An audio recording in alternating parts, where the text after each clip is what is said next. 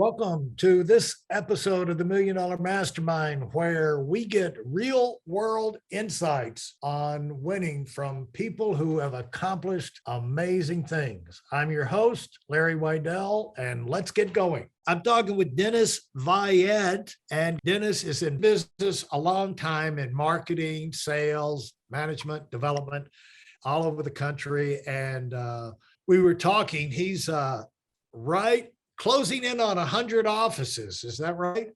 It is. It is. It's exciting to be able to get close to that milestone. That's for sure. And about half of the United States, all over Canada. And so let's talk about how you got started and how you got your business. Why did you go into business, and what were you motivated about coming up? I think, it sounds like you were motivated like I was, sports. Yeah, absolutely, Larry. Again, I appreciate you asking. I was born and raised in a community called Thunder Bay, Ontario, which, for those that don't know where it's at, from the U.S. side, it's about seven hours north of Minneapolis, St. Paul. Okay, about 50 miles from the United States border. And I played, like most kids growing up in Canada, he played hockey. And I was fortunate. I played some college hockey, and then I played a little bit of minor pro hockey to learn that I really wasn't good enough to play in the NHL. And the positive about that, Larry, was that allowed me to get on with the rest of my life. I didn't have to sit in a bar and think that, I coulda, woulda, shoulda. I attempted, and it didn't take, not from a lack of effort. In sports, as you know, Larry, you need to be blessed with talent. Hard work only gets you so far. Okay. So. And growing up, what kind of did you have jobs? I played sports all the time. I never had time for a job except in the summer, things like that. Yeah, I did. I did, a paper route, and really the story behind that is that our family struggled financially. My dad had major health issues, and the actual money that I made actually paid for powdered milk. Okay, right? Powdered milk and bread. And anybody that's never had powdered milk, okay, and I was very proud of that. I was like 13, 14 years old, and proud to be able to, because if I didn't make that money, we didn't have, bread and milk to eat for a family. So that was a big deal. So a lot of pressure on a young guy. Were you the oldest? I was the oldest male. Okay. Uh-huh. I have an older sister and some younger sisters, right? And my dad was old school, so I was the oldest male.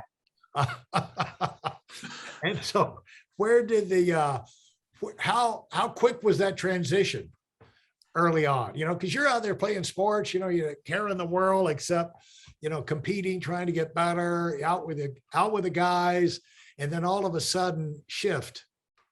Yeah, that was about 10 or 11 years old. That's when my dad had major health issues, and then he unfortunately couldn't do a lot of the things that he had been able to do in the past, so that he asked me to help out. So from that standpoint, but at the same time, I'm still playing sports, still getting after it, right? Well, the thing about the paper route is you can do it early in the morning or something like that, right? Right. In where I lived, it was actually, believe it or not, it was an afternoon paper. So, but it's still, most places aren't like that, just a different part of the country. But at the same time, you're correct. I was able to get done what needed to get done, and still be able to do what I need to do. So it all worked out. And so that's a little bit of an entrepreneurial situation. Paper routes. I mean, we all, many of us had paper routes. I had a little operation going on at that age of my life. I would take all the leftover paper. I had my normal paper route, then I take over the leftover ones and go into the hospital there on the base and sell them up and down the ward. And I was very popular. Absolutely. You were a wanted man. They were looking for Larry. So, as you came up through school, now you get on your own, the realities of making money are right there. And I'm sure your hopes were pinned on the NFL.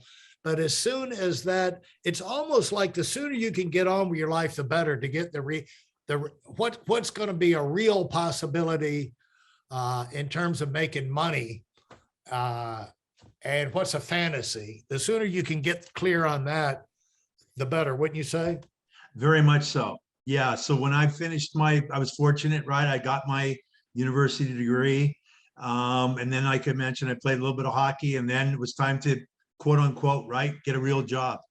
And so I got involved in the air freight business, and you know, I saw a lot of success in that in a very short period of time. I was fortunate, so I worked hard at it, and was able to be in positions of leadership earlier on in a corporate environment, and ran into the corporate situation. So that was positive too, because that happened very early. So I understood that wasn't going to be my long term.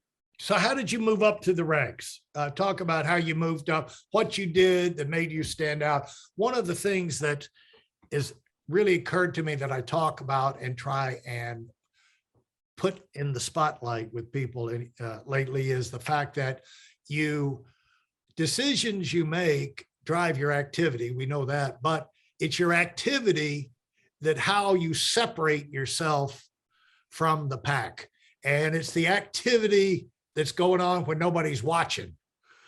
You're out there grinding it, nobody's watching. And somehow it's really hard to coach yourself through that when you're in a startup mode, either as an employee or as a new business owner.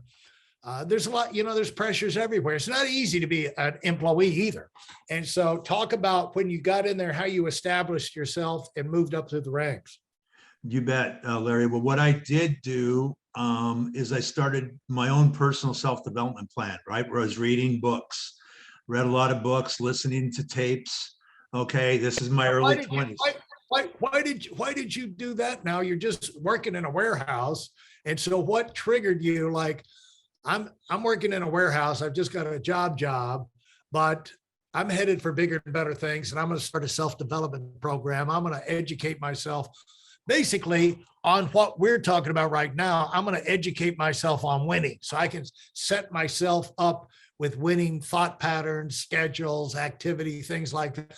So somehow that came to you, probably from the sports, but you probably, I guess, have the light bulb go on that there's a lot of things I don't know about setting myself up for success.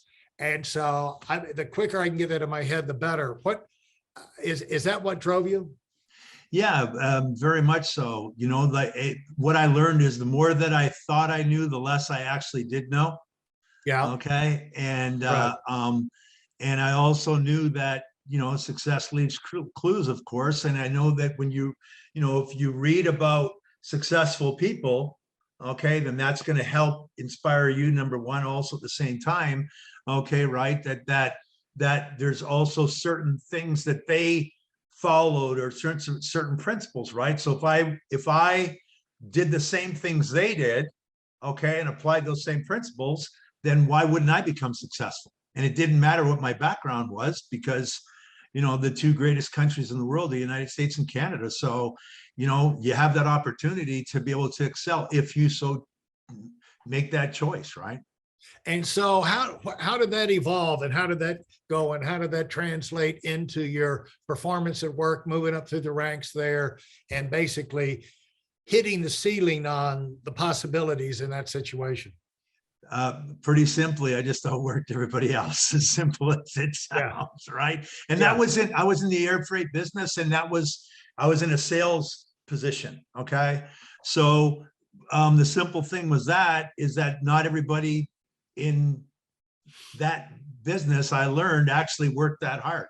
Okay. So if I just did what you're supposed to do, then that in itself, as silly as it sounds, just did what you're supposed to do when you're supposed to do it, that separated you from everybody else. Then you just followed through, because most people don't do that. And when you do those things, good things happen. Yeah, it was a light bulb for me early on. And I probably got it from the reading and tapes and this, that, and the other, or, some of the sharper people I was around that like most, you don't really realize this growing up, but the fact that most people are lazy, that's really not, that's because especially when you play sports, everybody's out trying to hustle so they can play, get on the field, and get on the ice, get on the court.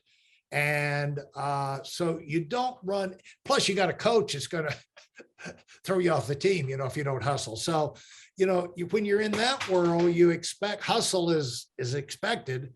But when you get out in the real world, it is kind of a shock that, hey, most people are lazy, and most people, they might not be dumb, but they act dumb. And the fact that you can beat 50% of the people just by working hard is like a real eye-opening. When you get in the real world experience, those first formative things, real jobs with real money and everything, is when some real learning takes place. And you give yourself a super advantage to be focused right from the beginning, because you don't do the floundering. The floundering it's hard to find advantages from floundering. We all have had floundering periods in our business. It's one thing when have your own business and you're working hard and the results flounder, you're not getting the results.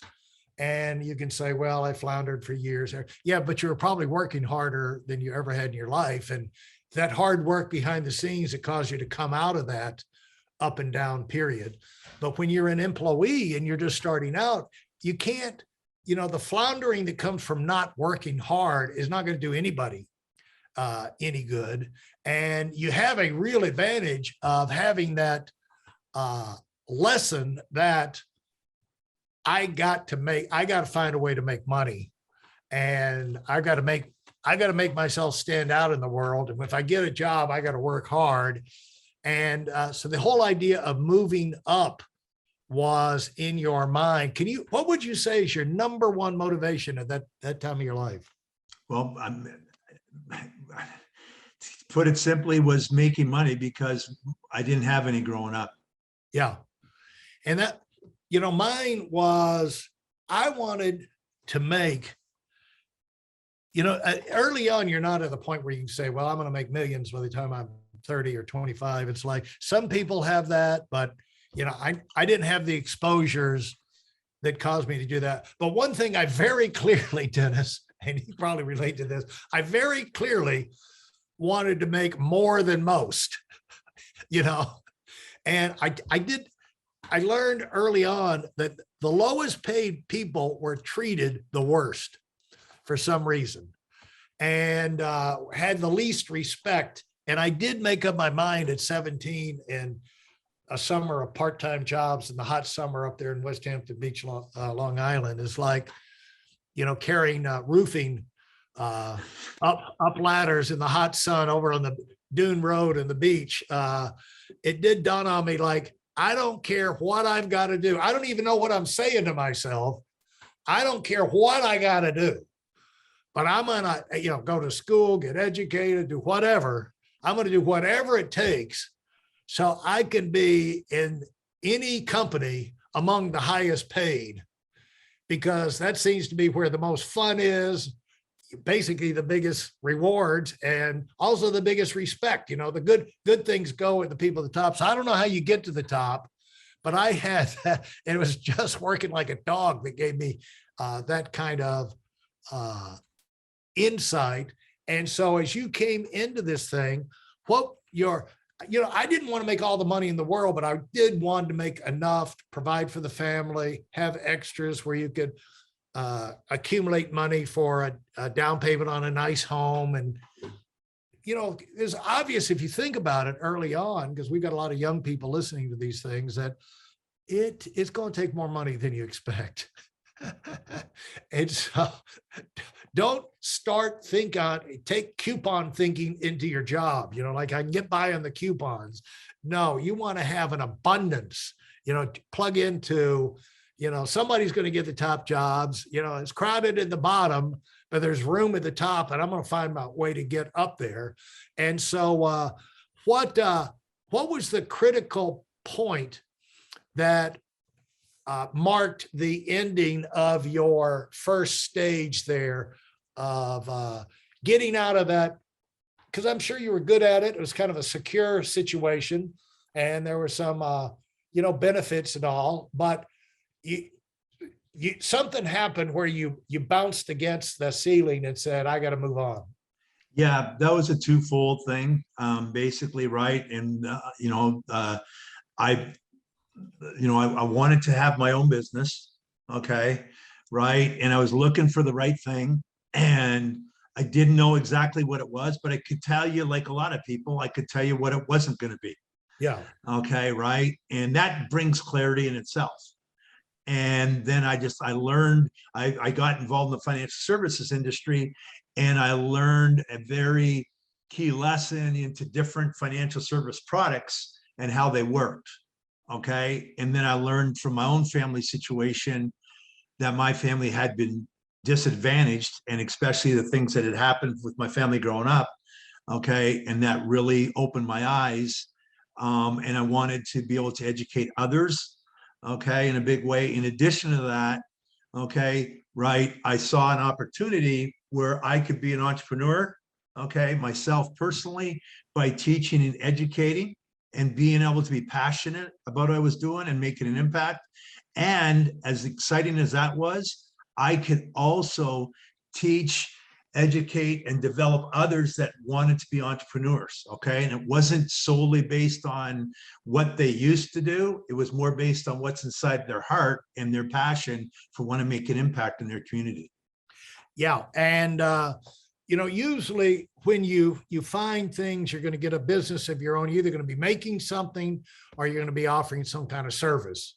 And it's either going to be the service things are going to be related to machinery and, repair and computers and plumbing and electric and things like that, or it's going to be with ideas, and where it's in a educational type mode. And there's big opportunities there that a lot of people are not exposed to.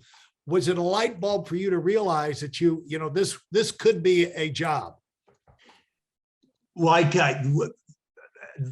it was a light bulb moment to see it could be an opportunity, not a job. Yeah. Right. From my standpoint, right. That it could be. And the great news is, Larry, when I did see it, I knew it. And although I had no success track, I knew I was going to be successful. Yeah. Well, Dennis, what that does, and the point it's a good transition point for us here, that when the right place for you shows up in whatever, it could be words, could be you see it, could you see it in another person or magazine, TV, or whatever. But when that right thing comes for you, your gut responds. Maybe your mind doesn't, but your gut will respond. There's stories of people who are professional golfers today that were on vacation with their parents and sitting, and somehow someone turned on the TV and they saw a golfer at 2 years old. They saw a golfer on TV. And like from that point on, they're swinging whatever they could get. The parents come back in the hotel room and the little 2-year-old swinging around like a golf club. Is like, okay, he saw it on TV. He likes it, And so you've got to find, and in that, Mark Cuban correctly says, find the thing that you can develop a marketable skill at, not just something that you love, your dream, but, tie it into something that has some kind of logic. And, everything's a long shot to go to the top of it, but something that'll really be worth it, something you really get excited about. And you were probably surprised when you saw that in the financial services side and the teaching and type working with the public. And that is probably a surprise for you because that was probably not what was in your mind growing up. Not even in my wheelhouse. You can absolutely. And that was not on my radar. At the same time, as we had talked earlier, that I was preparing myself by developing myself. So when the right situation appeared, then I was ready to make that move, right?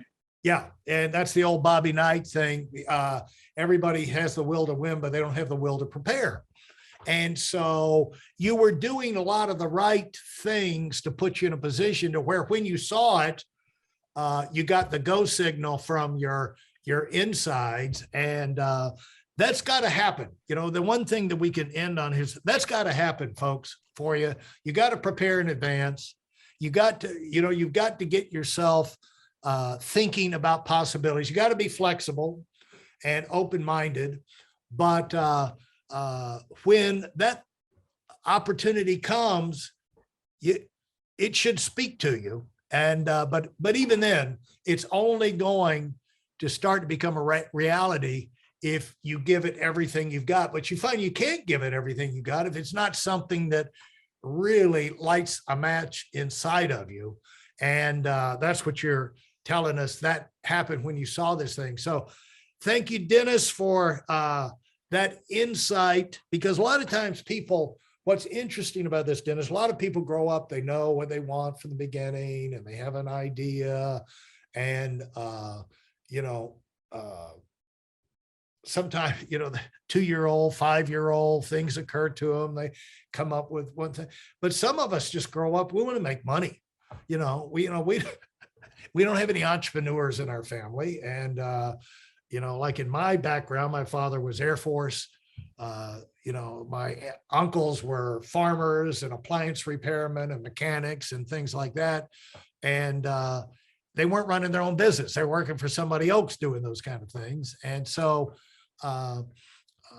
it's eye-opening when you get out there and start to meet people and these possibilities come in. You see the people who run the companies are really no different than anybody else. And you can become one of those if that excites you. Thanks so much, Dennis.